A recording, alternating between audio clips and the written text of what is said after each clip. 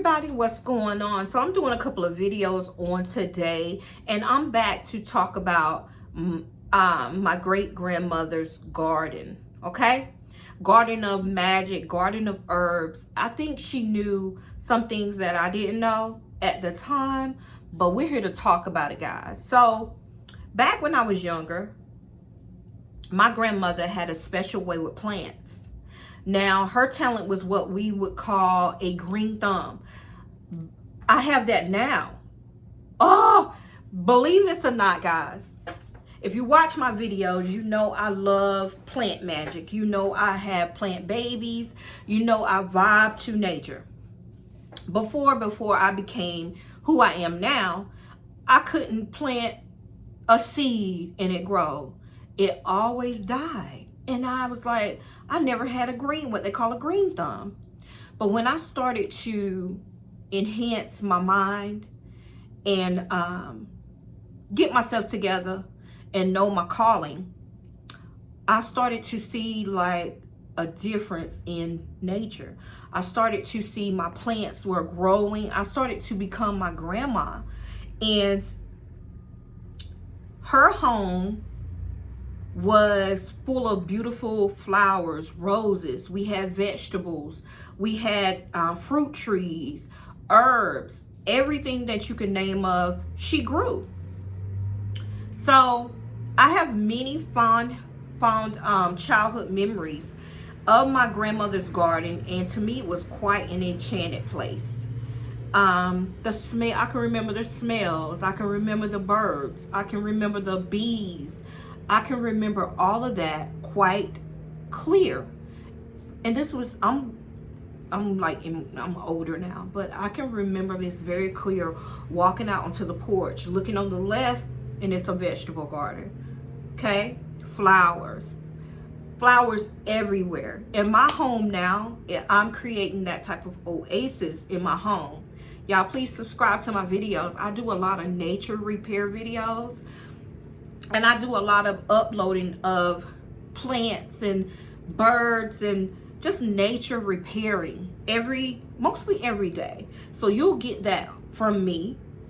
But back to grandma, sometimes it seems as though it was only yesterday that I walked barefoot upon violets and cloves and clovers on a misty sunny morning, or smelled the scent of parsley and basil, oregano plants, and you would lay out on a hammock reading omens in the clouds, drifting lazily above yourself. Can you envision that? So I used to believe in fairies as well. I still do to this day. But back when I was smaller, I just knew it was fairies and sprites and brownies and other nature spirits were said to have inhabited my grandma's garden. It was fragrant. It was a secluded garden as well. And I never actually saw them, but I could always sense their nearby presence whenever I spent time at my grandma's house. Sometimes I could catch a glimpse of some teeny sparkling thing moving in my peripheral vision, but as soon as I would turn to look, it will always be gone. Y'all know y'all ain't never seen them, but you sense that they were there. You understand? Yes, I know you do. So I can also remember an old tree near the garden that me and my friends and I were inhabited by some unseen creature, an elf. And the tree had a slight hole, right? And you could go look in the hole in the tree. I just knew something was living in there. I just knew it. Stop playing with me. I knew it. What about y'all? I know y'all.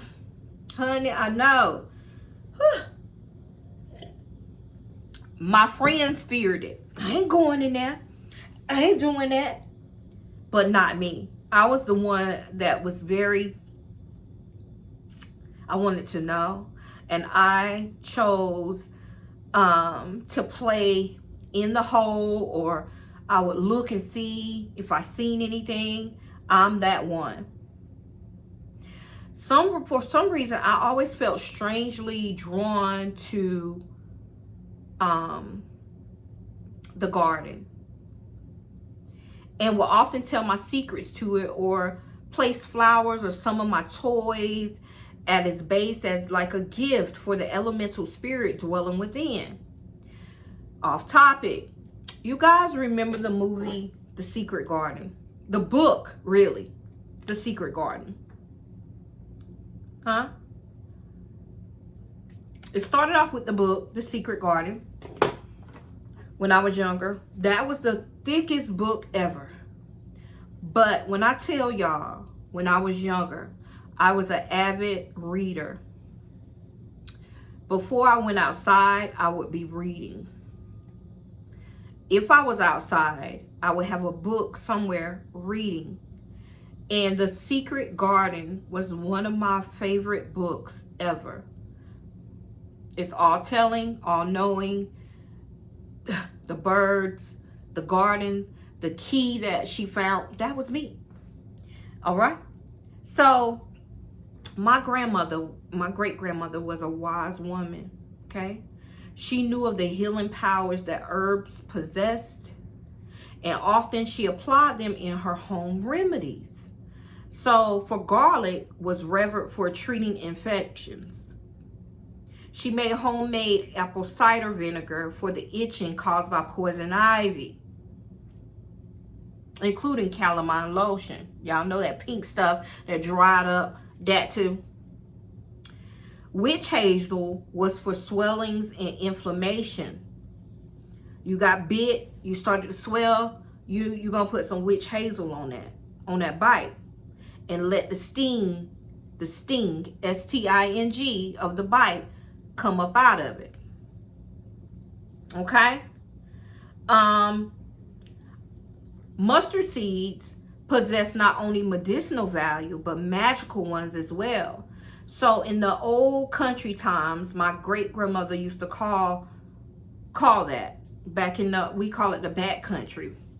It was common to sprinkle black mustard seeds on the windowsills and thresholds of a dwelling in order to prevent restless ghosts and evil spirits from gaining entrance to your home. Okay? Some other things were,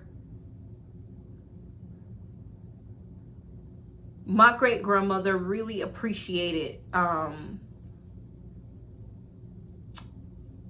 the company of enjoyment, right? Meaning, when you came over as company, she showed you a good time. You would see things and you would wonder, why was she doing that? Or why was she boiling them herbs on the stove? Or, I got to drink that? If you had a bad cough, you got to drink them roots, that's what we called it, and herbs, and it was nasty as hell, but it caused the inflammation or the phlegm to come up out your chest. And you will always wonder, how did she know that? Okay? Now, my great grandma would spend hours upon end talking to my grandmother about such things as old family recipes, folk remedies, the good old days of her youth, spent far away in deep country of South Carolina. Deep country. I don't know whether or not my great grandmother actually believed in the powers of what we call the evil eye, but it was a subject that she enjoyed talking about and appeared to be quite well versed in. Now, to catch the curse upon another, all someone needed to do was gaze enviously upon that other person or the target, often while giving them this. That's the evil eye. In some cases, an angry, venomous stare would be the only thing needed to work some magic. Tell me this, off topic. And I've done this and I can admit to it. driving.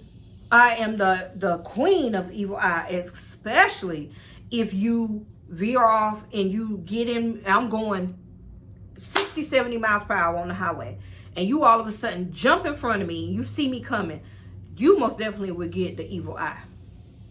I mean, I'm just saying. That's just me. I know I'm not the only one.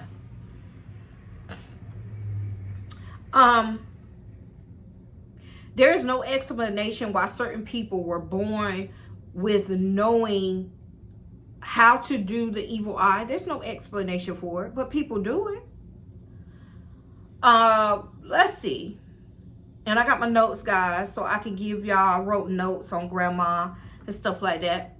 Also, some methods involve the use of herbs, which grew in her garden. And she kept them in mason jars in her, she had a pantry, mason jars, and with no names, but she knew exactly what the herb was. Take anise seeds. That could ward off the evil eye by being burned or strewn around the home. Now, the ancient Romans believed that eating rue, R-U-E, could give them immunity against the evil eye, while bathing one's eyes with water in which rue has been steeped was supposedly effective in curing those who have already fallen victim to an evil eye's glance. Now, we're going to go with some ritual burning of frankincense, myrrh, and sandalwood. And it was at one time believed that many magically minded individuals that this would be a highly effective method for diverting the evil eye. So frankincense, myrrh, and sandalwood. Burn that to divert any person or anything that gives you the evil eye.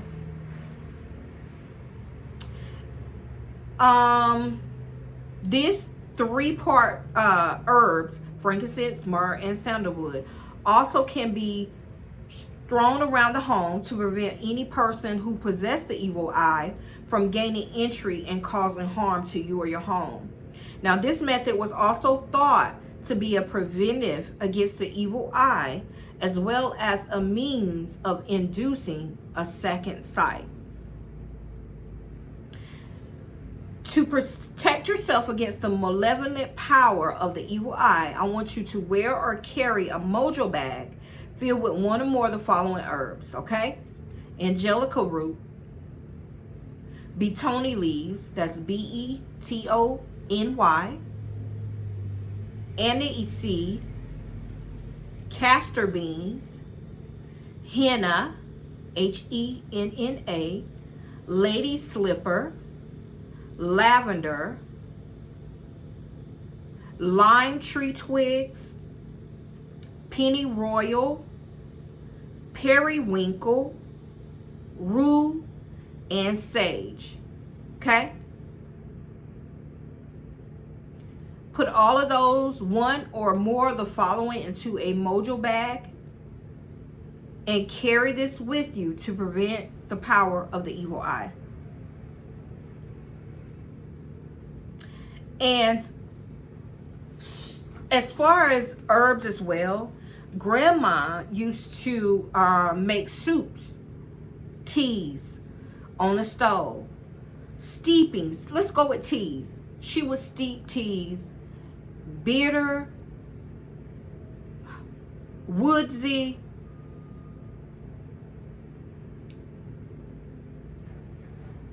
dirt-like taste. If I could, given a comparison. But she would add honey. It still wouldn't sweeten it up, but it was very, very better with honey in it and make you drink it. Imagine that. Or imagine her steeping on the stove. Steeping only means taking a bunch of herbs and adding water and letting it sit on low on the stove, not boiling, and let it steep for a while until it pulls all of that juju up out of those herbs. And then you go take a bath and she'll come in, pour this over your head, and you pour it. Okay, that's another thing that grandma used to do, guys. Soups, all kinds of herbs in soups, all kinds of vegetables in soups. I love soup to this day. It's a very healing power type of thing. Create you a soup as well. She used to make a root soup. And root soup comes with potatoes and squash and pumpkin and eggplant sometimes. Just all different kinds of root vegetables into a soup. And it's amazing. Thyme added, rosemary added, any type of herb that pulls in or has a potent ass power, you eat it, and that's it. It'll heal you from everything that you ever had. And that was my take on grandma. If you guys have a story about your grandma, how do you know? That's how I know that my walk is ingrained from her. A lot of my other family members, they are scary as fuck, if I must say so myself. They walk in that Christian mentality, that religious mentality, which is fine for them, but it's not good for me, okay? But that is my story on my grandmother and her herbs. And that is all I got for right now. Guys, I'm going to be back with another video. I'm giving you everything herbs on today. If you want to, please like, subscribe, and support my channel. It's greatly appreciated. If you need anything from my store, it's linked in the bio, visionsbyvasori.com. And I'll talk to y'all mañana. Bye, y'all.